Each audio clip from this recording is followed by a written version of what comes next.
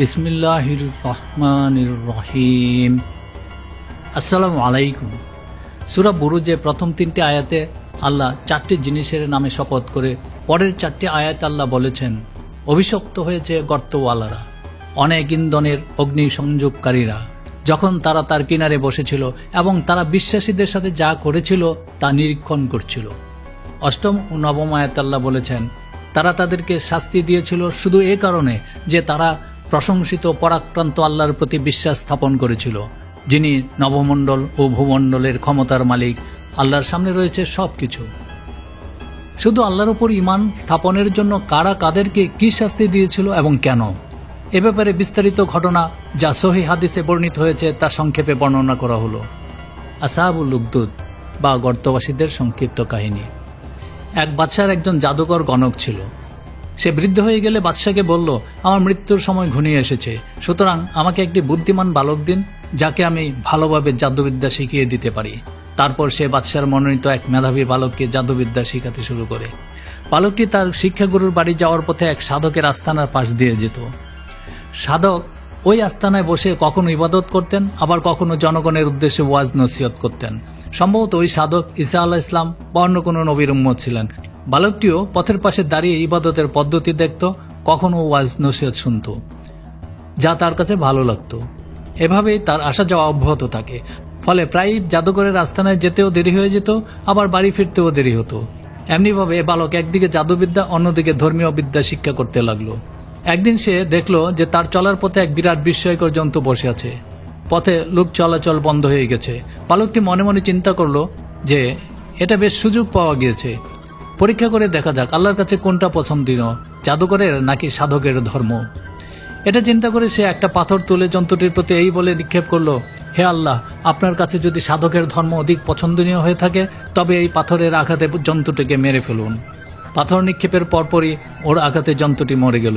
আল্লাহ প্রেমিক সাধক এ খবর শুনে তার ওই বালক শিষ্যকে বললেন, হে প্রিয় বৎস, তুমি আমার চেয়ে উত্তম হয়ে গিয়েছ।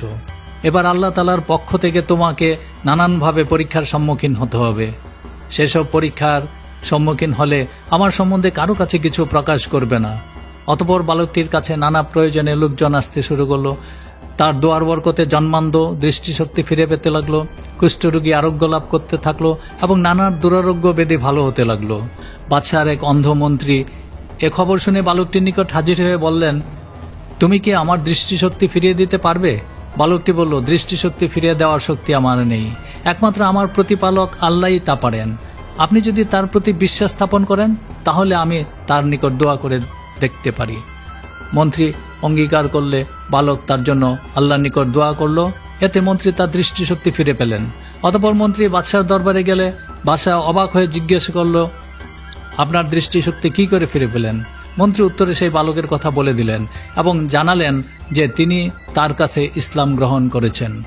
বাদশা তখন বালকটিকে ডেকে পাঠিয়ে বলল, তুমি তো দেখছি জাদুবিদ্যায় খুবই পারদর্শিতা অর্জন করেছ, যে অন্ধদের দৃষ্টিশক্তি ফিরে দিচ্ছ এবং দুরারোগ্য রোগীদের আরোগ্য দান করছ। বালক উত্তরে বলল, এটা ভুল কথা, আমি কাউকেও সুস্থ করতে পারি না, জাদুও পারে না। সুস্থতা দান একমাত্র আল্লাহই করে থাকেন, আমার এবং আপনার প্রভু আল্লাহ ছাড়া কেউ নয়। বাদশা তখন বালককে নানা প্রকার শাস্তি দিতে শুরু করলো। বালকটি অতিষ্ঠ শেষ পর্যন্ত সাধক সাহেবের নাম বলে দিল। বাদশাহ সাধককে বলল, তুমি এই ধর্ম ত্যাগ করো। সাধক অস্বীকার করলেন। তখন বাদশাহ তাকে হত্যা করল। তারপর বাদশাহ বালকটিকে বলল, তুমি সাধকের প্রদর্শিত ধর্ম বিশ্বাস পরিত্যাগ করো। বালকটি অস্বীকৃতি জানালো। বাদশাহ তখন তার কয়েকজন সৈন্যকে নির্দেশ দিল, এ বালককে তোমরা পাহাড়ের চূড়ার উপরে নিয়ে যাও, অতঃপর তাকে সেখান থেকে নিচে ফেলে দিও। সৈন্যরা বাদশার নির্দেশ মতো বালকটিকে পর্বতের চূড়ায় নিয়ে গেল এবং ওই পর্বতের চূড়া হতে ফেলে দিতে উদ্যত হলো।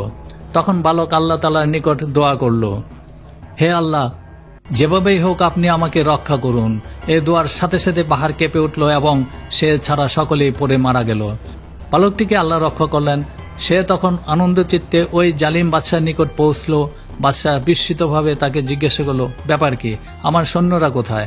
বালকটি জবাবে বলল, আমার আল্লাহ আমাকে তাদের হাত থেকে রক্ষা করেছেন এবং তাদেরকে ধ্বংস করেছেন। বাদশাহ তখন অন্য কয়েকজন সৈন্যকে ডেকে বলল, নৌকায় বসিয়ে তাকে সমুদ্রে নিয়ে যাও, তারপর তাকে সমুদ্র গর্ভে নিক্ষেপ করে এসো। সৈন্যরা বালককে নিয়ে চলল এবং সমুদ্রের মাঝখানে নিয়ে গিয়ে নৌকা হতে ফেলে দিতে উদ্যত হলো। বালক সেখানেও মহান আল্লাহর নিকট ওই একই দোয়া করলো। সাথে সাথে সমুদ্রে ভীষণ ঢেউ উঠল, যার ফলে সকলে পানিতে ডুবে মারা গেল, কিন্তু বালকটি বেঁচে গেল। বালক নিরাপদে তীরে উঠল এবং বাদশার দরবারে হাজির হয়ে বলল, আমার আল্লাহ আমাকে আপনার সেনাবাহিনীর কবল থেকে রক্ষা করেছেন। এবার বালকটি বাদশাকে বলল, যদি আমাকে আপনি হত্যা করতে চান তাহলে সঠিক পদ্ধতি আমি বলে দিচ্ছি, যাতে আমাকে সহজে হত্যা করতে পারবেন। তা হলো এই যে, একটি খোলা ময়দানে রাজ্যের সকল লোকদেরকে জমায়েত করুন আর বিসমিল্লাহি রব্বিল গোলাম অর্থাৎ বালকের প্রভুর নামে আরম্ভ করছি বলে আমার প্রতি তীর নিক্ষেপ করুন, দেখবেন আমি মৃত্যুবরণ করব। বাদশাহ তাই করলেন। তীর বালকের কানপট্টিতে বিদ্ধ হলো এবং সেখানে হাত চাপা দিল ও শাহাদত বরণ করল। সে শহীদ হওয়ার সাথে সাথে সমবেত জনতা তার ধর্মকে সত্য বলে বিশ্বাস করল। সবাই বলে উঠল যে আমরা এই বালকটির রবের উপর ঈমান আনলাম। বাদশাহ আরো অধিক উদ্বিগ্ন হলেন। এতএব তিনি তাদের জন্য গর্ত খনন করিয়ে তাতে আগুন জ্বালাতে আদেশ করলেন। অতঃপর হুকুম দিলেন যে, যে ব্যক্তি ঈমান হতে ফিরে না আসবে তাকে এই অগ্নিকুণ্ডে নিক্ষেপ করো। এইভাবে ঈমানদার ব্যক্তিরা আসতে থাকলো এবং আগুনে নিক্ষিপ্ত হতে থাকলো। এই হাদিসটি মুসনাদে আহমেদে বর্ণিত হয়েছে। সহিহ মুসলিমের শেষ দিকেও এই হাদিসটি বর্ণিত আছে। সহিহ মুসলিম জুহুদ অধ্যায় আসহাবে উখদুদ পরিচ্ছেদ।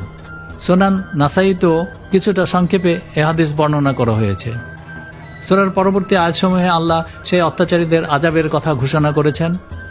যারা ঈমান এনেছে তাদের জন্য জান্নাত, তারপর আল্লাহর গুণাবলীর কথা ও মহান কোরআন লাওহে মাহফুজে লিপিবদ্ধ আছে বলে সূরা শেষ করেছেন। যদি এ ধরনের আরো ভিডিও পেতে চান কমেন্টস করে জানাবেন। ভিডিওটি ভালো লেগে থাকলে লাইক সাবস্ক্রাইব করতে ভুলবেন না। ধন্যবাদ।